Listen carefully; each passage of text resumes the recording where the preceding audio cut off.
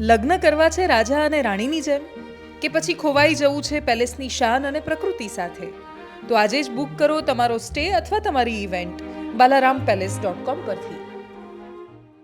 બાળક જ્યારે જન્મે છે ત્યારે જેટલું શારીરિક રીતે નગ્ન અવસ્થામાં હોય છે, એની માનસિક અવસ્થા પણ એટલી જ શુદ્ધ હોય છે. એના પછી એનું જે રીતે ઘડતર થાય એ રીતે બાળક મોટું થતું જાય છે. આપણી આજુબાજુનું સમાજ જીવન, આપણા મનમાં નાખવામાં આવેલી માન્યતાઓ, આપણી રાજનીતિ, એ બધા જ આપણને એવા ઘડી મૂકે છે કે આપણે ઘણીવાર ભૂલી જઈએ છીએ કે આપણે જે લોકોને સૌથી વધારે પૂજનીય અને આદર્શ માનીએ છીએ એવા ધર્મના બની બેઠેલા ઠેકેદારો આ દેશને વહેંચવા સિવાય, આ દેશને વેચવા સિવાય અને એને નુકસાન પહોંચાડવા સિવાય બીજું કશું જ કામ નથી કરી રહ્યા. નમસ્કાર, આપની સાથે હું દેવાંશી.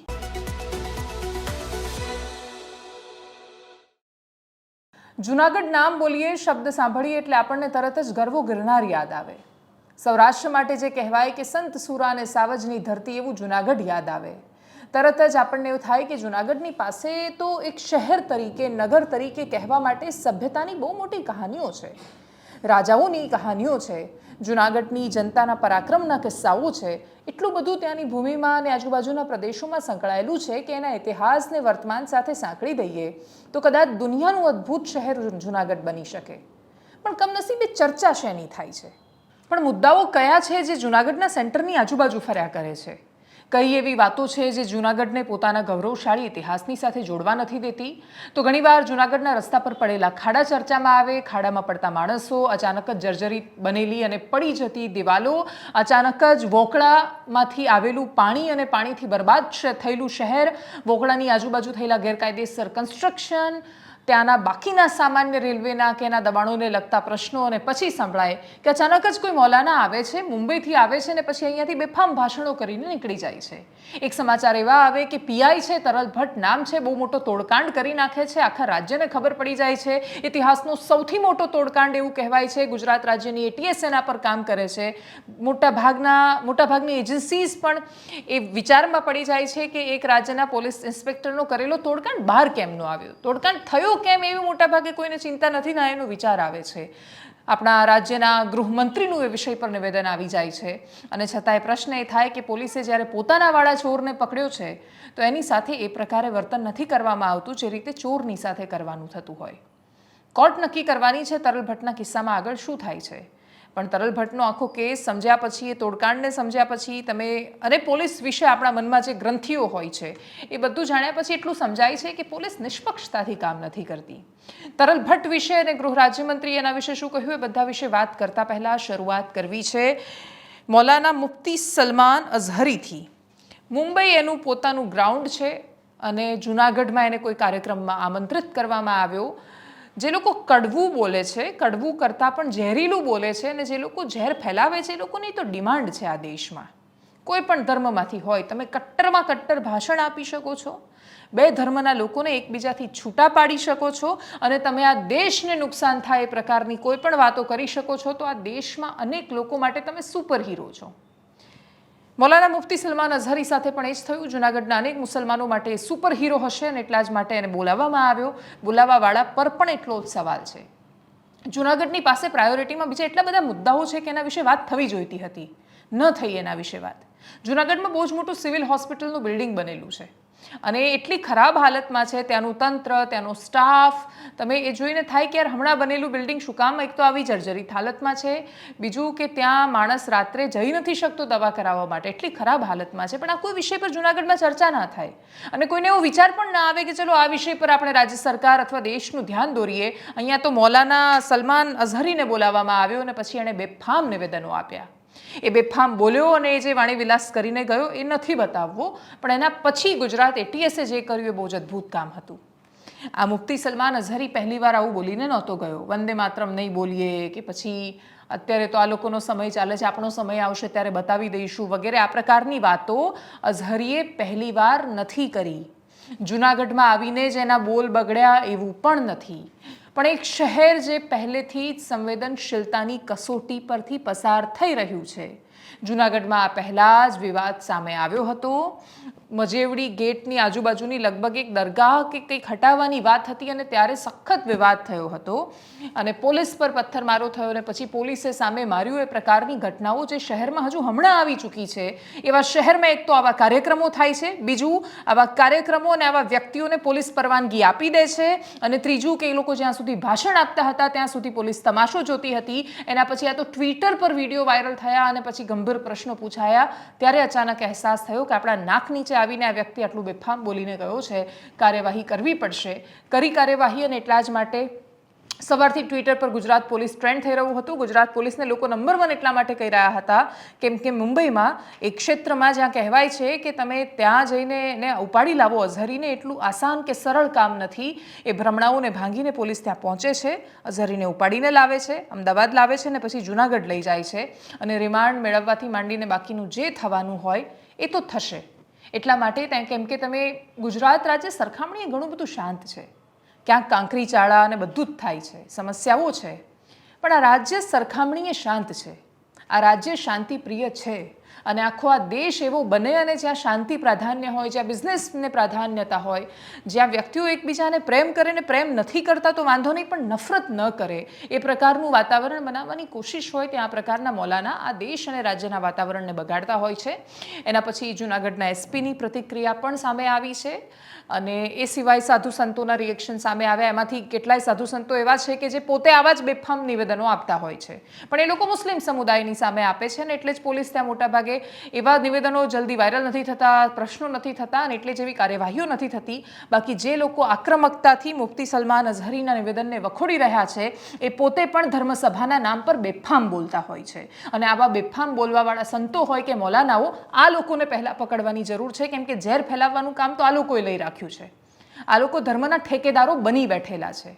આ લોકો એવું માને છે કે ધર્મ એમના થકી છે. એ લોકો એ નથી જાણતા કે ધર્મના કારણે એ બચેલા છે. એ લોકો એવું સમજે છે કે ધર્મની શરૂઆત જ એમનાથી થાય છે. એ લોકો એ નથી જાણતા કે આ વિશાળ સૃષ્ટિમાં સાવ જીવ જંતુનું જેટલું એક ક્ષુલ્લક જેવું મહત્વ આપણે સમજીએ છીએ, આપણું પણ એટલું જ મહત્વ છે. આ લોકો પોતાના બેઝિક્સ ભૂલ્યા છે. જે સનાતન વિશે દિવસ રાત ભાષણો આપે છે, સનાતન એટલે શું એ લોકો એ ભૂલ્યા છે, અને પછી બની બેઠેલા ઠેકેદારો પોતાની આજુબાજુ એ જ પ્રકારના શિષ્યોને વાતાવરણ બનાવી દેતા હોય છે. કોઈને લાગે છે ઇસ્લામની રક્ષા કરે છે, કોઈને લાગે છે હિન્દુત્વની રક્ષા કરે છે. મને એટલી ખબર પડે છે કે એ લોકો આ દેશની રક્ષાને નુકસાન પહોંચાડે છે. એ લોકો આ દેશને નુકસાન કરી રહ્યા છે, અને જ્યાં રાષ્ટ્રને નુકસાનની વાત આવે ત્યાં કોઈને પણ ન સાંભળવા જોઈએ અને ના કોઈને પ્રોત્સાહન આપવું જોઈએ. અને એટલા જ માટે અઝહરીની જે સાથે જે થયું એ ખૂબ પહેલાં થવાની જરૂર હતી. દેરાએ દુરસ્તાએ ગુજરાત એટીએસે અદ્ભુત સાહસ સાથેનું કામ કર્યું છે, અને જે કહેતા હતા કે મુંબઈના એ હમારે ઇલાકે મેં આકર દેખાઓ, તુમ્હારે ઇલાકે મેં ગયે ઓર લેકર આ ગયે, એટલું અદ્ભુત સરસ રીતે કામ કર્યું છે. તો એસપીને સાંભળીએ, એ સિવાય બાકીના લોકોના નિવેદનને પણ સાંભળીએ એકદમ સંક્ષિપ્તમાં. જૂનાગઢના અંદર 2-3 દિવસ પહેલાં એક ગાંડો મૌલાના આવીને જેમ તેમ બફાટ કરીને ગયો. કદાચ એ ગાંડા મૌલાનાને ખબર ન હોય કે આ જૂનાગઢ શહેર જે છે એને કદાચ એટલું ખબર નથી કે અહીંનો હિન્દુ સમાજ, અહીંનો જે સનાતની છે એ ફક્ત શાંતિને પહેલાં સ્થાન આપે છે. જો અમારી શાંતિ ભંગ કરવાનો પ્રયત્ન કર્યો તો પછી ક્રાંતિને પહેલાં સ્થાન આપીને પણ ચાલવાવાળો સલમાન મુફ્તી દ્વારા જે બફાટ કરવામાં આવ્યો છે તે ક્યાંય સાખી લેવાય તેમ નથી. શાંતિપ્રિય ગુજરાતની જનતામાં જે વાતાવરણ દોહળવાની કોશિશ કરી છે તે સાખી લેવાય તેમ નથી. એમના પ્રોગ્રામનું આયોજન કરનાર આયોજકો સાથે સાથે એમની 100% કાયદાકીય પગલાં લેવાવા જોઈએ ને કડક લેવાવા જોઈએ. એક વિડીયો સોશિયલ મીડિયામાં વાયરલ થયેલો, જેનાની ગંભીરતા લઈ અને તાત્કાલિક બી ડિવિઝન પોલીસ સ્ટેશનમાં આઈપીસી 153 ખ 505 2 188 અને 114 મુજબનો આ ગુનો છે દાખલ કરવામાં આવેલો. તાત્કાલિક સ્થાનિક આરોપીઓને રાઉન્ડ અપ કરીને એમના વિરુદ્ધ તપાસ કરનાર કાયદેસરની કાર્યવાહી પણ કરવામાં આવી.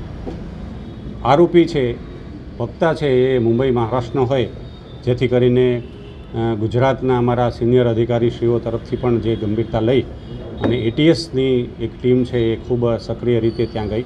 સાથે સાથે જૂનાગઢની તપાસ કરનારની ટીમ પણ ત્યાં રહી, અને ગઈકાલે રાત્રે એમને ત્યાંથી જૂનાગઢ ખાતે લાવવા માટે હાલ છે આ ટીમ જૂનાગઢ ખાતે લાવી રહી છે.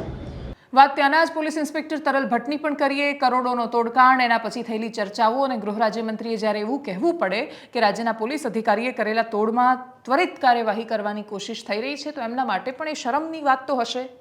એમને પણ તો એવો વિચાર આવ્યો હશે કે આવો પ્રશ્ન મારી સામે આવ્યો છે, પણ છતાંય એમને જ્યારે પૂછાયું ત્યારે એમણે એ વાતનો જવાબ પણ આપ્યો.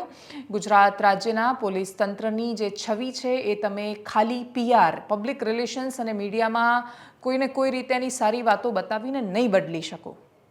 પોલીસે સીધો વ્યવહાર કરે છે, સામાન્ય માણસોના સંપર્કમાં આવે છે દરરોજ. ત્યાં માઉથ ટુ માઉથ પબ્લિસિટી થાય છે. એનો મતલબ એ થાય કે મેં કશુંક સારું જોયું તો હું બીજા 4 માણસને કહીશ, બીજા 4 માણસ બીજા 40ને કહેશે. આ રીતે પબ્લિસિટી થાય છે પોલીસની. પોલીસને PRની જરૂર જ નથી. પોલીસને પોતાની માર્કેટિંગ માટે રૂપિયા ખર્ચવાની જરૂર જ નથી. પોલીસે ખાલી વ્યવહાર પર ધ્યાન રાખવાની જરૂર છે. અને એની અંદર એ લોકોની ટ્રેનિંગથી માંડીને ઘણી બધી વાતનો હિસ્સો છે. સૌથી મોટું, તમારા બાળકને તમે પોલીસ શું કામ બનાવવા માંગો છો? અમે ભરૂચ પાસેના એક સાવ ટાપુ, અલિયાબેટ એનું નામ છે, એક સાવ અંદરના ગામડામાં ગયા હતા. ત્યાં એક નાનો છોકરો મળ્યો. એને પૂછ્યું કે શું કરવું છે, તો એણે કહ્યું પોલીસ બનવું છે. પોલીસ બનીને શું કરીશ એવું પૂછ્યું, તો એનો બીજો જવાબ તરત એવો હતો કે ગાડી રોકીને પૈસા લઈશ. એણે આ જ જોયું. એ તો ભરૂચ જીવનમાં 5 વાર ગયો છે, પણ એ 5 વાર ભરૂચ ગયો એની અંદર એણે આ જોયું હશે. અને એણે આ નહીં જોયું હોય તો પછી માધ્યમોમાં એણે આ વાત સાંભળી હશે, અને એટલા જ માટે એની અસર થતી આપણે દેખાઈ રહી છે. બાળકો પોતાની આજુબાજુ જે જાણે છે, જે જુએ છે, જે સમજે છે, એના માનસમાં ફિટ થઈ જાય છે. એ બાળક મોટું થશે તો પણ એવું જ માનશે કે 2 નંબરના રૂપિયા કમાવાનું કામ એટલે પોલીસમાં જવાનું કામ. કલેક્ટર જો એના માટે જ બનવા માંડશે, રાજનીતિમાં જો માણસો એના માટે આવવા માંડશે, તો પૈસા કમાવા ખોટી વસ્તુ નથી. 2 નંબરના રૂપિયા કમાવા ખોટી વસ્તુ છે. અને એટલા જ માટે સંપત્તિના સર્જનના રસ્તા બદલાઈ જશે તો એ દિવસે આપણા દેશમાં તો એને પણ સરસ્વતીને, લક્ષ્મીને રીતે આ દેવીના નામ આપીને સત્કારીએ છીએ. સવારે જાગીને આપણે કહીએ છીએ કે કરાગ્રે વસ્તે લક્ષ્મી, મારા હાથમાંથી લક્ષ્મી આવે. આપણે એના અગ્રભાગમાં લક્ષ્મી કહીએ છીએ. સરસ્વતીમાં મારા હાથમાં વસે છે, ગોવિંદા હાથમાં છે, એવું કહેવાવાળા લોકો પોતાના હાથથી સર્જનની ક્ષમતા રાખે છે. એવું માને છે કે મારી અંદર ઈશ્વરનો વાસ છે. એવું માને છે કે આ હાથમાં ખંત, મહેનત અને સરસ્વતી અને ગોવિંદ હશે તો આપણે લક્ષ્મીનું સર્જન કરી શકવા માટે સક્ષમ છીએ. જે પોતાના હાથમાં ઈશ્વરને જુએ છે એ લોકો એ જ હાથથી 2 નંબરના તોડ અને રૂપિયા ખાઈ જવાને, કોઈના બૂચ મારી દેવાના આ બધું શરૂ કરી દેશે તો પછી આપણને કોઈ અધિકાર નથી રહેતો સંસ્કૃતિ પર વાતો કરવાનો. જો આપણે આ રીતે બાકીના ધંધાઓને વધારે પ્રાધાન્ય આપવા માંડીએ છીએ. સૌથી મોટો સરકાર, સિસ્ટમ, એ બધાથી પણ મોટો સવાલ સમાજને છે કે જે લોકોને ધુતકારવા જોઈએ એ લોકોને આપણે સન્માની રહ્યા છીએ. આપણે એ લોકોને મોટા બનાવીએ છીએ અને એટલે જ બીજું માણસ એવું ઈચ્છે છે કે રસ્તો મહત્વનો નથી, માણસ પાસે રૂપિયા મહત્વના છે. અને લક્ષ્મી ગમે તે રૂપિયાએ આવી હોય, આપણે બસ એમને સ્ટેજ પર ચડાવીને સમાજના ફલાણા મોટા ભામાશાઓ બનાવી દઈએ છીએ, ત્યારે આ પ્રશ્નો વધારે થાય છે. અને એટલે જ એ PI હોય, એ કોઈ ક્લર્ક હોય, એ કોઈ તલાટી હોય, એ કોઈ રાજનેતા હોય, એ મંત્રી હોય, એ સંત્રી હોય, એ બધાને તમારે નીચા દેખાડવા પડશે. એમને તીખું લાગે, કડવું લાગે, ન ગમે, સ્વાભાવિક છે. કોને ગમે આપણે એવું કહીએ તો? પણ છતાંય જે નગ્ન છે એને નગ્ન કહેવામાં વાંધો શું હોવો જોઈએ? અને એટલે જ કદાચ તમે એને શબ્દો પલટીને કહી શકો છો, બધું અલગ અલગ રીતે, પણ છતાંય જે છે એને એ રીતે કહીને તમે જ્યાં સુધી બહાર નહીં પાડો ત્યાં સુધી તો આ બધું ચાલતું રહેશે. ગૃહ રાજ્યમંત્રીએ જે કહ્યું એ સાંભળીએ. જે કોઈ માહિતી છે અને પગલાં જે છે એ પ્રોએક્ટિવલી સરકાર દ્વારા, ગુજરાત પોલીસ દ્વારા ભરવામાં આવ્યા છે. અને એ વિષય પર સંપૂર્ણ માહિતી વિભાગ દ્વારા રેગ્યુલર બેઝિસ પર આપવામાં આવે છે. અને ફરી એની માહિતી કાલે ગુજરાત પોલીસ દ્વારા સૌને આપવામાં આવશે. ગૃહ રાજ્યમંત્રી એટલીસ્ટ પૂછેલા પ્રશ્નનો સરસ રીતે જવાબ આપ્યો. એમને પ્રશ્ન પૂછાયો, એમના ડિપાર્ટમેન્ટનો પ્રશ્ન હતો, જવાબ આપવો એમની ફરજ હતી, એ ફરજ એમણે પૂરી કરી. બીજા પણ એક નેતા છે, લીલીપેનથી સહી કરવાનો એમને શોખ છે, અલ્પેશ ઠાકોર નામ છે. ક્ષત્રિય ઠાકોર સમાજના ખૂબ મોટા આગેવાન છે. ખૂબ મોટા આગેવાન એવું કેવી રીતે નક્કી થાય? ન માત્ર નેતાની જીતથી, પણ એમના સંગઠન અને એ સંગઠન દ્વારા બોલાવાતી સભાઓમાં આવતી ભીડથી પણ નક્કી થાય છે કે નેતાની. એટલે અલ્પેશ ઠાકોર મોટા નેતા છે એ વાતમાં તો કોઈ મોટા ભાગે અત્યારે તો એટલીસ્ટ પ્રશ્ન કરી શકે એમ નથી. ભવિષ્યમાં શું થશે એ ખબર નથી. એટલે મોટા નેતા છે. મોટા નેતા છે તો કદાચ ભારતીય જનતા પાર્ટી એવું ઈચ્છે પણ ખરી કે એમને લોકસભા લડાવવામાં આવે. એ પોતે લોકસભામાં કદાચ ન પણ જવા માંગે, કેમ કે એમની અંદરની ઈચ્છા લોકસભા લડવાની શું કામ હોય? એ પોતે એક બાજુ લીલીપેનથી સહી કરવા માંગે છે અને પછી એમને દિલ્હી મોકલી દે તો દિલ્હીમાં તો કેટલા નેતાઓ, 550 નેતાઓની વચ્ચે તમારી કોઈ એટલી વેલ્યુ નથી રહેતી સિવાય કે તમે ગૃહમંત્રી બની જાઓ. અને એ દેશમાં શક્ય નથી. એટલે રાજ્ય એમની ઈચ્છા હોય બધું બરાબર છે, એટલે એ લોકસભા લડવા માટે પ્રયત્ન કરી રહ્યા છે, એ વાતમાં કોઈ વિશેષ તથ્ય નથી દેખાતું.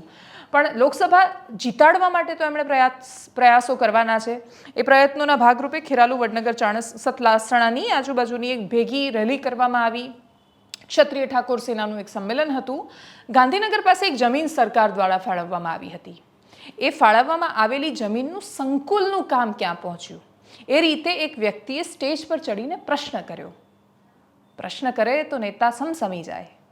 એમને થાય કે અમને પૂછવાવાળા કેવી રીતે પેદા થઈ ગયા. મનમાં વિચારતા હશે કે તારી શું ઓકાત કે તું મને પ્રશ્ન કરી લે. ગુસ્સો તો આવ્યો, ગુસ્સો એમણે વ્યક્ત પણ કર્યો. શું કહ્યું અલ્પેશભાઈ ઠાકોરે, એમને સાંભળીએ. સપના મેં બતાવ્યા છે તમને કે ગાંધીનગરમાંથી ભવ્ય યુનિવર્સિટી સાથેનું શૈક્ષણિક ભવન બનાવીશ. સપના મેં બતાવ્યા છે તમને કે આ ગુજરાતમાં આ સમાજને એટલું વધારે આપીને જઈશ કે આ સમાજને ક્યારેય તકલીફ નહીં પડે. બેસો વાત કરી. આપને કહું હું વાત કરી લઉં છું. હું આપને કહું કે અત્યારે એમને યુનિવર્સિટી માટે કેવું છે, પણ 60-70 વર્ષ ફાળવેલી છે એ આપણા સમાજને મળેલી છે. સાહેબ એ જગ્યા પાછી જોવા હા ભાઈ હા તમે હું તમને જ લઈ જઈશ, હેરો ચિંતા ના કરો. મને આપને કહું અત્યાર સુધી ક્યાં ગયા હતા, છેલ્લા 10 વર્ષ થયા. અલ્પેશ ઠાકોરને સવાલ કરવા છે. એવું નથી કે આ ગુજરાતમાં સમાજને મુખ્યમંત્રી નથી મળ્યા, એવું નથી કે આ સમાજને ગુજરાતમાં ધારાસભ્યો મિનિસ્ટરો નથી મળ્યા છે કે નહીં મળ્યા? જવાબ આપો. આ સમાજને મુખ્યમંત્રી મળ્યા છે કે નહીં મળ્યા? આ સમાજને ધારાસભ્યો, સંસદ સભ્યો મળ્યા છે કે નથી મળ્યા? આ સમાજને મિનિસ્ટરો મળ્યા છે કે નથી મળ્યા? હજુ તો જે પગ ઉપર ઉભો થઈ રહ્યો છે એને સવાલ કરો છો. પણ આ જ કતારમાં બીજા ધારાસભ્યો પણ એક પછી એક ભારતીય જનતા પાર્ટીમાં જોડાઈ રહ્યા છે. પૂર્વ ધારાસભ્યો જોડાઈ રહ્યા છે, રાજીનામું આપી ચૂક્યા છે. ચિરાગ પટેલ, ખંભાતના પૂર્વ ધારાસભ્ય, જ્યારે જોડાયા ત્યારે રડી પડ્યા, ભાવુક થયા. દરેક ધારાસભ્ય, પૂર્વ ધારાસભ્ય જ્યારે ભાજપમાં જોડાય છે, CR પાટીલના હાથે એમના ક્ષેત્રમાં જઈને ખેસ પહેરે છે, તો એ ખબર નહીં કશુંક નવું જ દ્રશ્ય સામે આવે છે. બધા ગદગદ થઈ રહ્યા છે. કેટલા ગળગળા છે. આ લોકોની ભારતીય જનતા પાર્ટી 2022માં કદર ના કરી. બાકી આ લોકોથી સંનિષ્ઠ ભારતીય જનતા પાર્ટી માટે કયા કાર્યકર્તા હોઈ શકે? ભાજપના આટલા નેતાઓ છે, પણ CR પાટીલના દરેક કાર્યક્રમમાં દરેક ધારાસભ્યો એમને પગે નથી જ લાગતા. પણ એમનું સન્માન જુઓ તમે.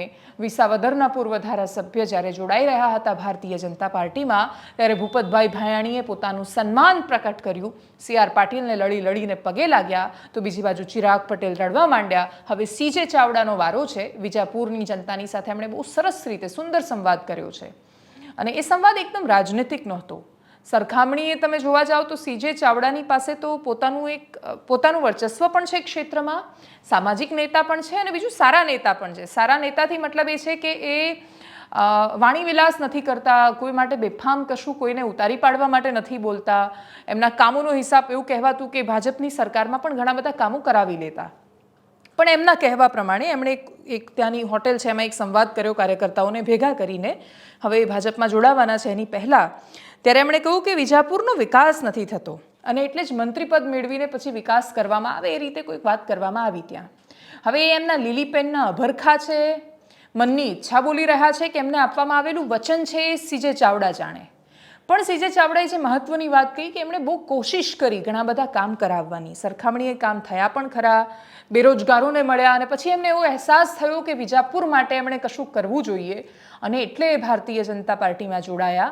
આ વાત સાથે મોટા ભાગના લોકો એટલે પોતાની અસહમતિ વ્યક્ત કરવાના છે, કેમ કે આ વિચાર જો CJ ચાવડાને ચૂંટણી પહેલાં આવતો તો એ થોડા વિજાપુરની જનતા ના પાડવાની હતી એમને. એ ભાજપમાંથી લડ્યા હોત તો ન જીતતા એવી તો પરિસ્થિતિ હતી નહીં. બીજું કે ચૂંટણીને તો વરસ થયું છે, તો એક વર્ષમાં વિજાપુરની સાથે એવો શું અન્યાય થયો કે એમને એવું લાગે છે કે ફરીથી ચૂંટાઈને જીતીને 4 વર્ષમાં ન્યાય કરી દેવાના છે. નેતાઓ જ્યારે સ્વહિત માટે નિર્ણયો લે છે ત્યારે એને જનહિત બતાવી દે છે, અને એટલે જ નેતાઓ પોતાને જેમ ઘણા નેતા બરાબર જનતા અને બરાબર ઈશ્વર એવું બધું સમજવા માંડે ત્યારે આવું થાય. સ્વહિત એટલે જનહિત. આ થિયરી દરેક જગ્યાએ લાગુ નથી થતી. ખેર, સાંભળીએ એમને.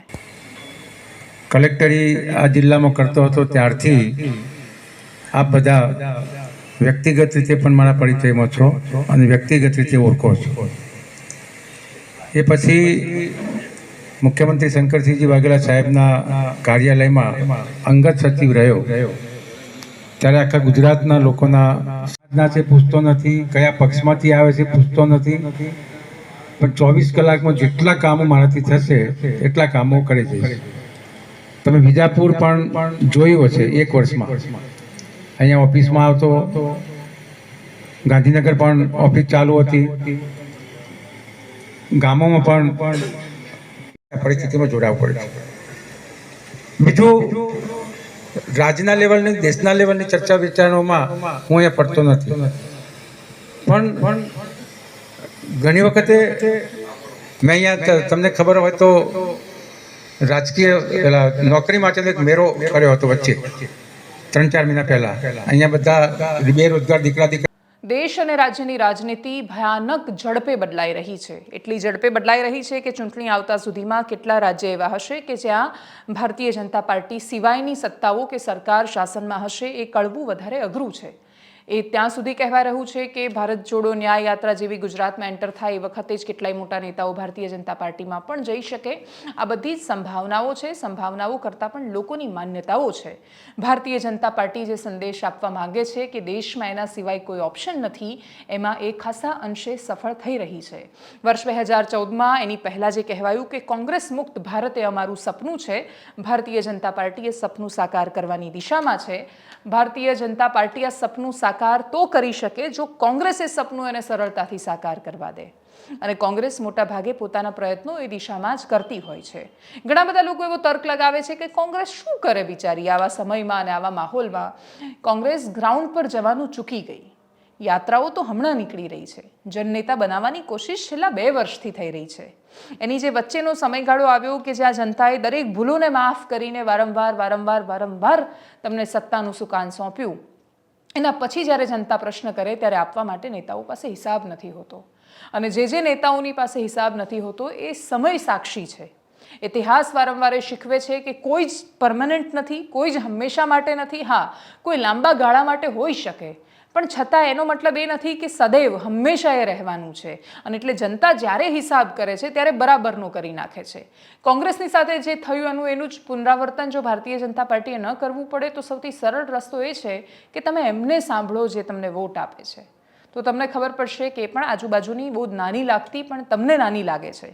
એના માટે એ સમસ્યા એના જીવનની સૌથી મોટી સમસ્યા હોઈ શકે. એની સામે એ લોકો સંઘર્ષ કરી રહ્યા છે.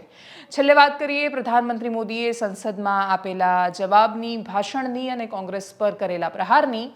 જો કોંગ્રેસનું અસ્તિત્વ જ નથી અને જો કોંગ્રેસ સાવ ભૂંસાઈ ગયેલી અવસ્થામાં છે તો પ્રધાનમંત્રીના દેશની સંસદ હોય કે ચૂંટણીનો પ્રચાર, રેલીમાં મોટા ભાગે કેન્દ્ર કોંગ્રેસ જ શું કામ છે? કેમ કે ભારતીય જનતા પાર્ટી ઈચ્છે છે કે એમનો હરીફ કોંગ્રેસ જ બને. અને જ્યારે દુશ્મન તમે નબળો બનાવો છો ત્યારે તમને ભલે આપણને એવું લાગે કે લડાઈમાં મજા નથી આવતી, પણ તમે લડાઈ સરળતાથી જીતી શકો છો. અને કોઈ પણ લડાઈને કે યુદ્ધને કે પછી ચૂંટણીને ભારતીય જનતા પાર્ટી નબળી તો ધારતી નથી અને એટલા જ માટે લોકો સતત બોલે છે. રાષ્ટ્રપતિના ભાષણની સામે પ્રધાનમંત્રીનું જ્યારે અભિભાષણ હતું ત્યારે જેનું અસ્તિત્વ જ નથી એવું કહેવામાં આવે છે એવા કોંગ્રેસ પક્ષ પર સૌથી વધારે પ્રહારો હતા. સાંભળીએ એના કેટલાક અંશો. कांग्रेस को एक अच्छा विपक्ष बनने का बहुत बड़ा अवसर मिला और 10 साल कम नहीं होते, लेकिन 10 साल में उस दायित्व को निभाने में भी वे पूरी तरह विफल गए. और जब खुद विफल हो गए तो विपक्ष में और भी होनहार लोग हैं, उनको भी उभरने नहीं दिया, क्योंकि फिर मामला और गड़बड़ हो जाए. इसलिए हर बार ये करते रहे कि और भी विपक्षी जो तेजस्वी लोग हैं उनको दबा दिया जाए. देश ने जितना परिवारवाद का खामियाजा उठाया है और उसका खामियाजा खुद कांग्रेस ने भी उठाया है. अब अधीर बाबू की हालत हम देख रहे हैं. अब हालत देखिए, हमारे खरगे जी इस सदन से उस सदन शिफ्ट हो गए और गुलाम नबी जी तो पार्टी से ही शिफ्ट कर गए. ये सब परिवारवाद के भेंट चढ़ गए। एक ही प्रोडक्ट बार बार लॉन्च करने के चक्कर में कांग्रेस की दुकान ताला लगने की नौबत आ गई है। और ये दुकान हम नहीं कह रहे, आप लोग कह रहे हैं। आप लोग कहते हैं दुकान खोली है, सब जगह पे बोलते हैं, दुकान को ताला लगने की बात आई।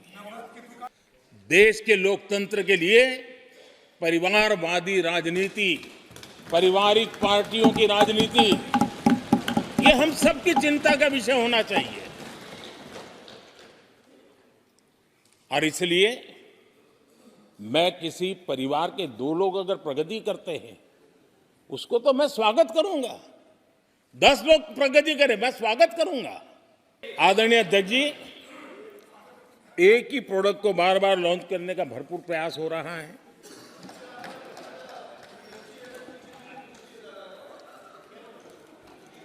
आदरणीय अध्यक्ष जी, कांग्रेस एक परिवार में उलझ गई है।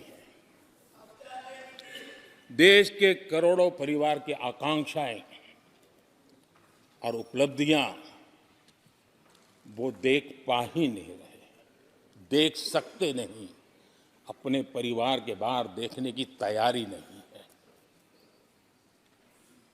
और कांग्रेस में एक कैंसिल कल्चर डेवलप हुआ है। कुछ भी है कैंसिल, कुछ भी है कैंसिल। ये एक ऐसे कैंसिल कल्चर में कांग्रेस फंस गई है। अगर हम कहते हैं मेक इन इंडिया, तो कांग्रेस कहती है कैंसिल। हम कहते हैं आत्मनिर्भर भारत, कांग्रेस कहती है कैंसिल। हम कहते हैं वोकल फॉर लोकल, कांग्रेस कहती है कैंसिल। हम कहते हैं वंदे भारत ट्रेन, कांग्रेस कहती है कैंसिल। हम कहते हैं संसद की नई इमारत, कांग्रेस कहती है कैंसिल। यानी मैं हैरान हूं, ये कोई मोदी की उपलब्धियां नहीं है, देश की उपलब्धियां हैं।